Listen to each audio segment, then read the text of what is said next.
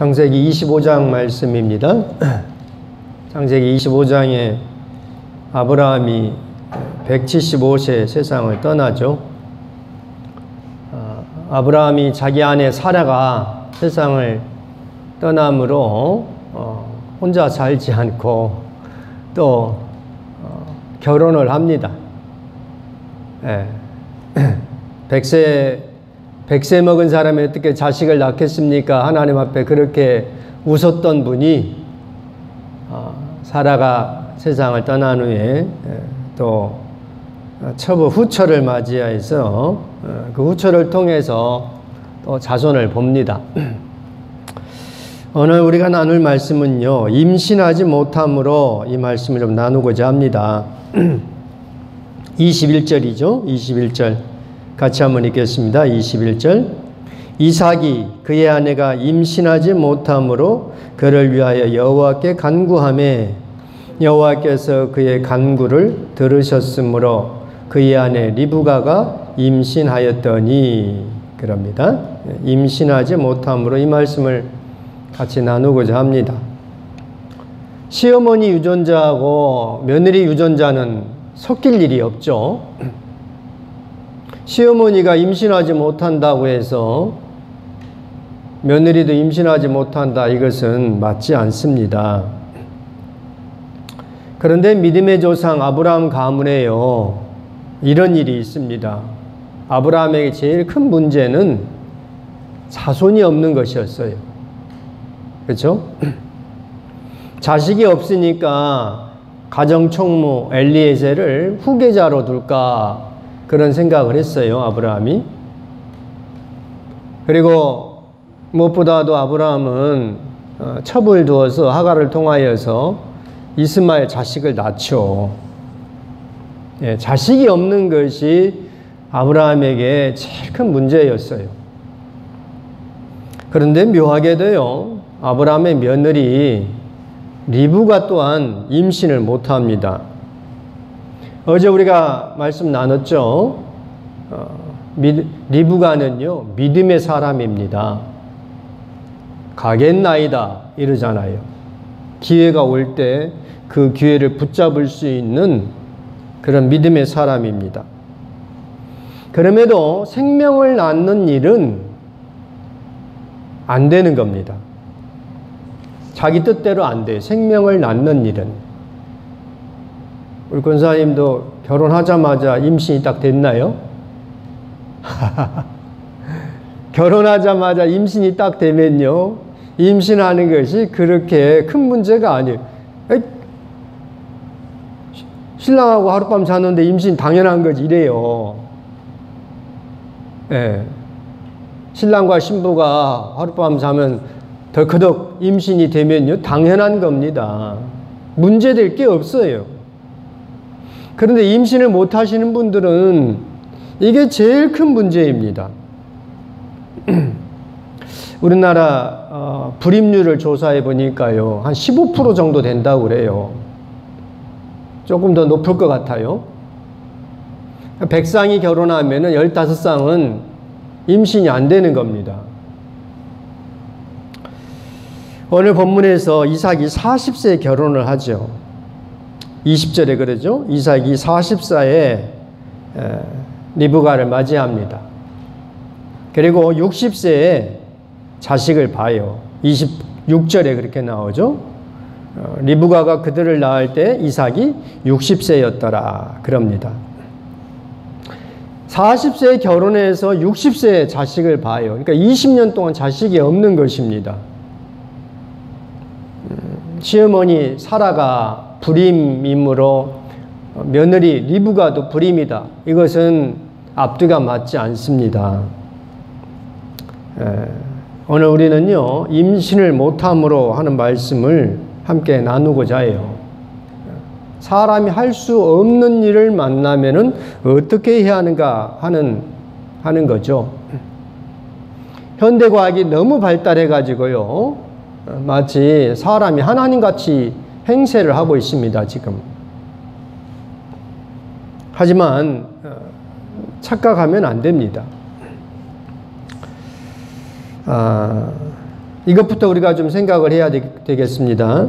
분명 하나님은 가나안 땅을요, 아브라함 후손에게 주겠다 약속을 했어요. 아브라함이 하나님은 계속하여 말씀하기를 내 자손에게 이 땅을 주리라. 그렇게 12장 7절, 13장 15절에서 계속하여 말씀합니다.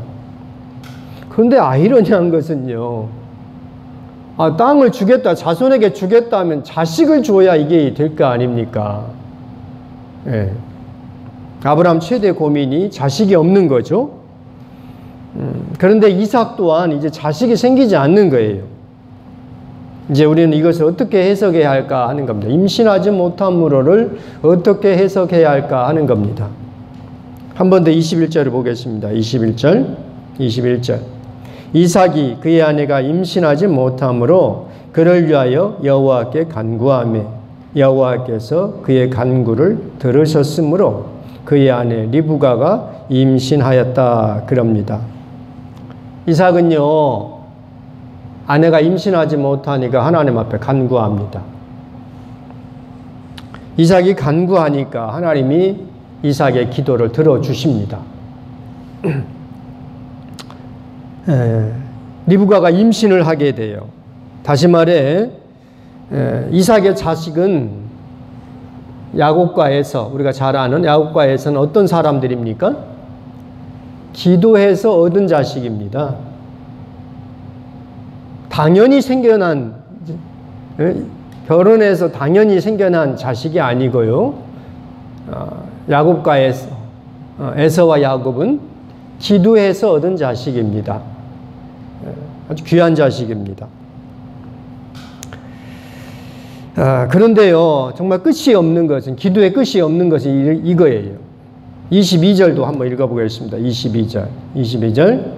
그 아들들이 그의 태 속에서 서로 싸우는지라. 그가 이르되 이럴 경우에는 내가 어찌할꼬 가서 여호와께 묻자온대. 23절. 여호와께서 그에게 이르시되 두 국민이 네 태중에 있구나. 두 민족이 네 복중에서부터 나누이리라. 이 족속이 저 족속보다 강하겠고 큰 자가 어린 자를 섬기리라. 그럽니다. 기도하여 얻은 자식인데요, 야곱과 에서는 기도해서 얻은 자식입니다. 그런데 뱃속에서부터 싸웁니다. 엄마 뱃속부터 싸워요. 이런 자식 낳아야 할까요? 말아야 할까요?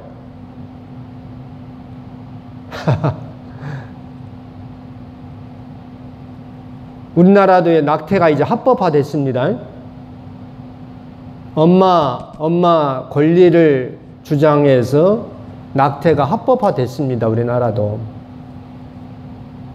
원하지 않은 임신으로 아이를 임신하게 되면요, 엄마가 낙태를 해도 돼요. 엄마가 자식을 죽입니다. 자기 뱃속에 자식인데 아직 얼굴도 못 봤는데 엄마가 자식을 죽여요. 그 자식이 어떤 인물이 될지 알지 못하죠? 그런데 리브가가 지금 뱃속에 태중에 두 아이가 싸우고 있는 겁니다. 이 태중의 싸움을 주님이 이렇게 말씀하시죠. 로마서 9장 11절 말씀입니다. 로마서 9장 11절에 그 자식들이 아직 나지도 아니하고 무슨 선이나 악을 행하지 아니한 때에 택하심을 따라 되는 하나님의 뜻이 행위로 말미암지 않고 오직 부르시는 이로 말미암아 서게 하려 하사. 그래요. 바울 사도를 통해서 하나님이 말씀해 주신 겁니다.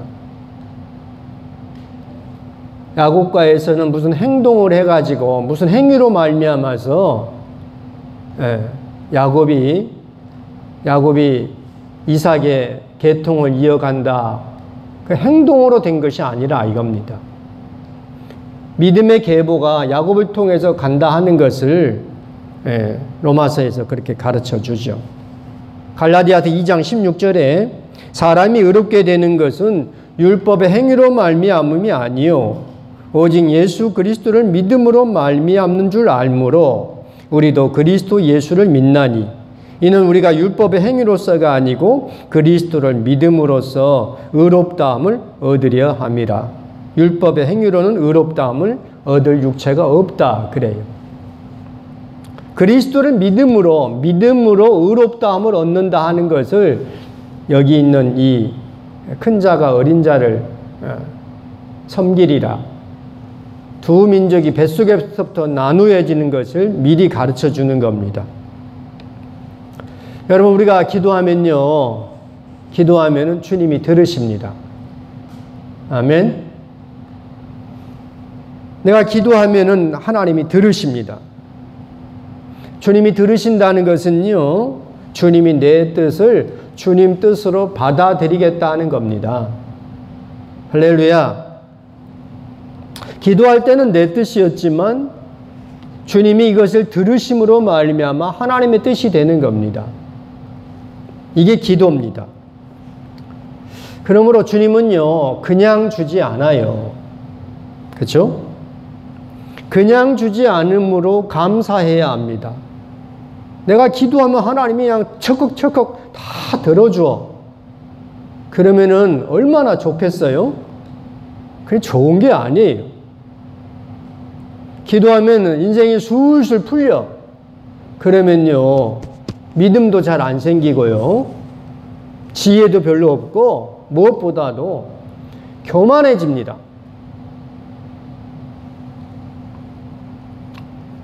우리는요, 문제가 생길 때마다 하나님 앞에 기도하죠. 아멘. 문제가 생길 때마다 주님 앞에 나아가서 주님의 뜻을 묻습니다. 예. 그렇게 함으로 하나님과 내가 하나가 되어가는 겁니다. 비록 기도했는데 내 뜻대로 되지 않아도요, 감사해야 합니다. 그리고 그 기도를 계속해야 합니다. 기도하면서 하나님이 응답을 안 하셔. 그럼 어떻게 해야 합니까? 기도를 바꿔야 됩니다.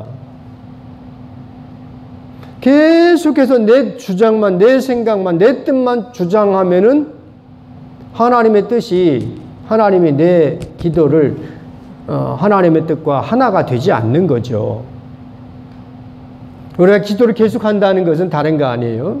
아, 이것이 하나님의 뜻에 합하지 않은가? 내가 뭔가 잘못이 있는가? 부족함이 있는가? 돌아보게 되는 겁니다. 그래서 기도를 바꾸게 되고요, 기도가 바뀌어짐으로 말미암아서 하나님의 뜻을 알게 됩니다.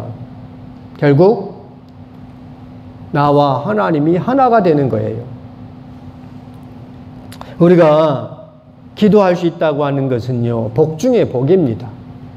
아멘. 믿음이 없는 사람은요, 기도를 못합니다. 기도를 못하니까 자기 뒷마당에 말뚝 하나 박아놓고 계속 거기 가서 엎드려요. 그러면 어떻게 돼요? 기도가 이루어져요. 그러면 하나님이 들으신 겁니까, 그게? 귀신 장난이죠. 우리는 말뚝을 박아놓고 비는 것이 아닙니다. 내 생각대로, 내 뜻대로 하게 해달라고 그 말뚝에게 그냥 절한다고, 그것은 기도가 아니죠. 우리는요, 천지를 지으신 하나님께 아뢰고 그 주님의 뜻이 내 안으로 들어옵니다. 이게 기도예요. 잘 생각해 봅시다. 아브라함도 자식이 없어가지고 고민이 많았어요. 사라가 임신을 못하는 겁니다. 남자의 문제가 아닙니다. 아브라함의 후손인 이삭이 결혼했는데 자식을 낳지 못해요. 네, 여기는 누구 문제인지는 정확하게 알 수가 없습니다. 왜냐하면 이삭은 야곱과의 한 사람, 그들만 낳았기 때문에. 리브가도 임신을 못해요. 그런데 놀랍게도요, 이후에 야곱의 부인이 넷인데 야곱의 진짜 부인은 누굽니까? 야곱이 사랑했던 여인 라헬입니다. 라헬도 임신을 못해요. 네. 하나님이 그냥 덜커덕 이렇게 주면은 좋을 것 같죠. 그런데 임신하지 못함으로 주님 앞에 기도함으로 말미암아 기도하여서 얻은 자식, 그것은 복입니다. 오늘 우리가 이 새벽에 함께 기도할 것이 그거예요. 이 새벽에 나와가지고 다른 사람들 다 자고 있는데 뭐 이 새벽에 나와가지고 이렇게 하는가. 사람이라도 많이 나왔으면 좋겠는데, 그쵸? 그런데 주님 앞에 이 새벽에 기도할 수 있다는 거, 영이 맑아지고 내 뜻을 내려놓고 하나님의 뜻이 내 안으로 들어올 수 있다고 하는 것, 이것이 복입니다. 이것이 하나님의 사랑입니다. 이 하나님의 사랑 가운데, 이 하나님의 복 가운데 우리 모두가 비록 몇 사람 안 되는 우리지만 하나님의 은혜 가운데 거할 수 있는 우리 모두가 되기를 바랍니다.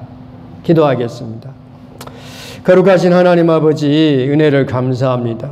임신하지 못함으로 사람의 의지로 사람의 열심으로 감당할 수 없는 생명을 낳는 일을 주님께 기도함으로 말미암아 하나님께서 들어주심으로 생명을 낳도록 인도해 주시는 이 모습을 보면서 하나님 아버지, 우리가 감당할 수 없는, 우리가 할 수 없는 일을 놓고 주님 앞에 기도함으로 하나님의 뜻이 이 땅 가운데 세워져 나가는 것을 우리 모두가 다 볼 수 있게 인도하여 주시옵소서. 아버지 하나님, 이 새벽에 나와서 기도하는 우리에게 하늘의 뜻을 알게 해주시고 하나님의 마음을 알게 해주셔서 우리와 나와 하나님이 하나가 되어가는 귀하고 복된 시간 되게 하여 주옵소서. 감당할 수 없는 일이 있습니까? 주님 앞에 기도함으로 하나님이 해결해 주시는 것을 봄으로 말미암아 하나님의 뜻이 이 땅 가운데 세워져 가는 것을 우리 눈으로 다 볼 수 있도록 은혜를 베풀어 주시옵소서. 예수님의 이름으로 기도드립니다. 아멘.